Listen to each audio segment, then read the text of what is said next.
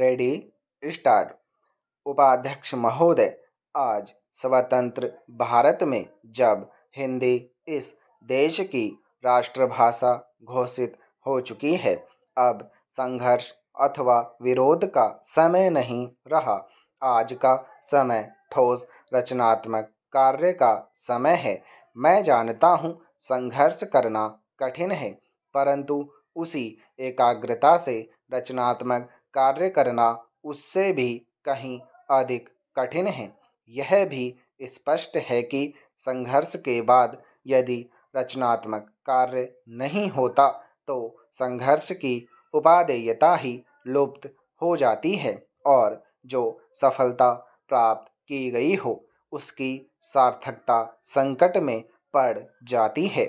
इसीलिए रचनात्मक कार्य के समय को वास्तविक परीक्षा का समय माना जाता है, जिसमें उन सभी सिद्धांतों, उद्देश्यों और आदर्शों की पूरी परख होती है जिनका सहारा लेकर संघर्ष को जीवित रखा गया हो।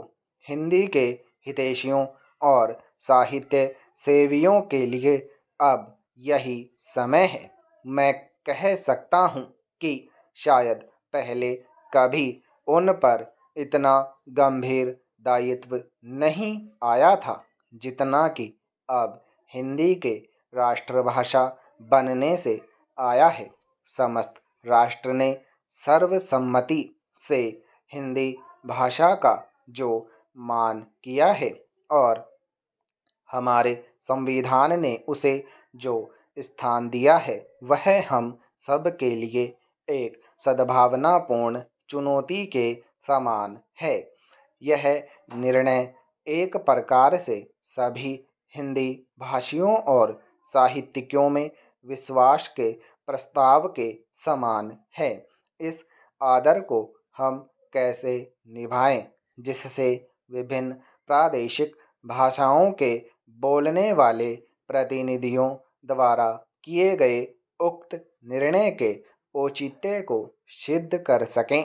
यह एक गंभीर प्रश्न है जिस पर सभी हिंदी सेवियों को विचार करना चाहिए।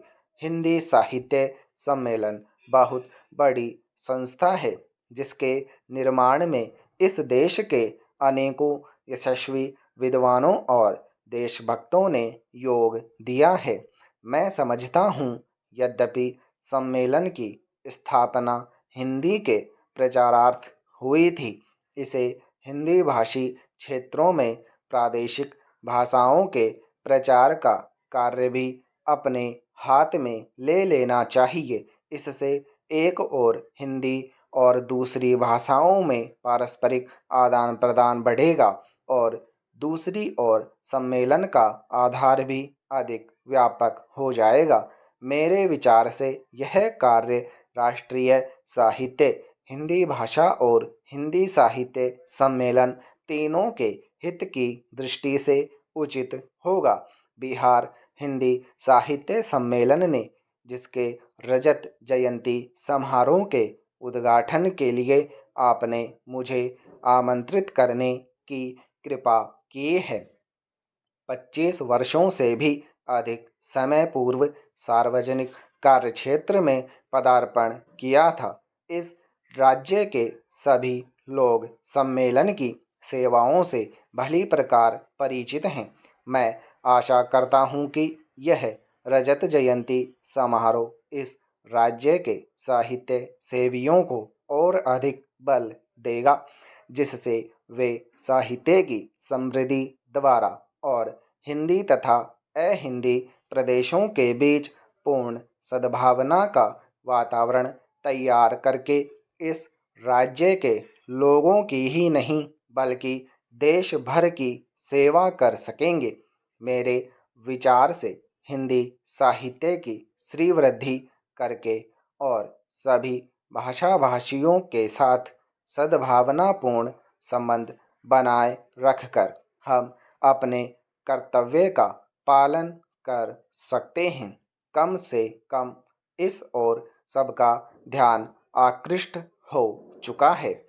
बहनों, शिक्षा संस्थाओं से जब कभी भी मुझे बुलावा आता है तो मैं वहां जाने से इनकार नहीं कर पाता, क्योंकि शिक्षा संस्थाओं से मेरा आरंभ से ही कुछ न कुछ संबंध रहा है और शिक्षा शास्त्र में भी मेरी पहले से काफ़ी रुचि रही है।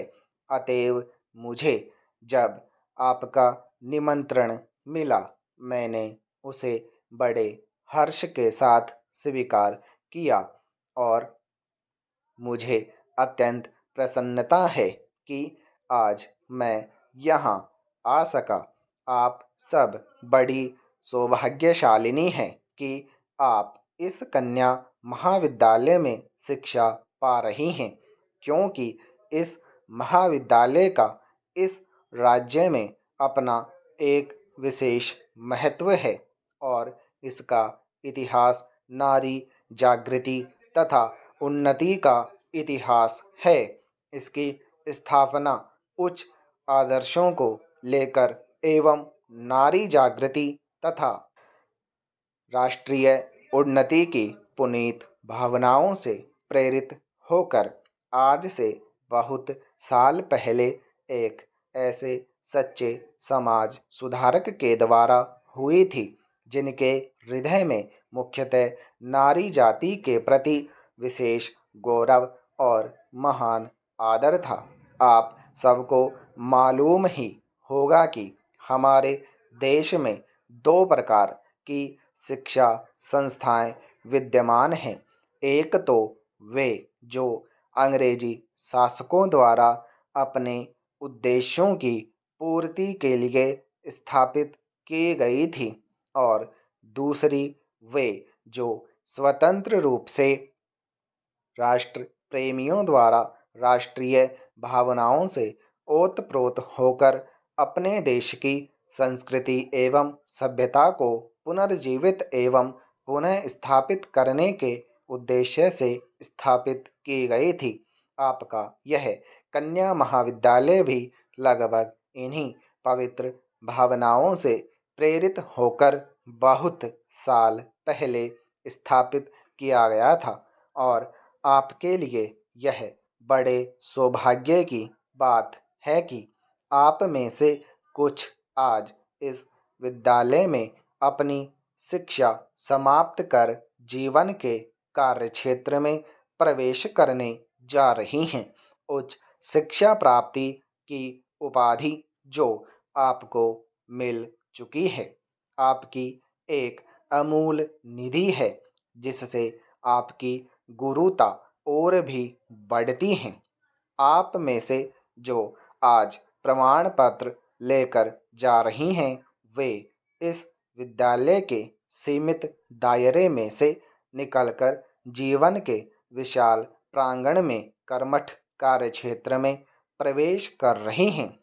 आपके कंधों पर जीवन का महत्वपूर्ण उत्तरदायित्व है और मुझे पूरा भरोसा है कि आप अपनी शिक्षा और अनुभव के बल और आधार पर उसे योग्यतापूर्वक संभाल सकने में सफल हो सकेंगी।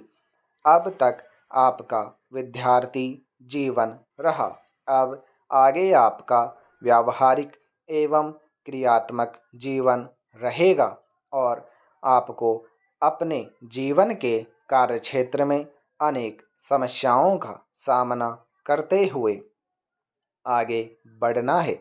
मुझे आशा है कि आपने यहाँ जो शिक्षा दीक्षा ग्रहण की, उससे आप शक्ति और स्फूर्ति ग्रहण कर स्वतंत्र देश की दायित्वपूर्ण नागरिकाओं की भांति उसे निभा सकेंगी।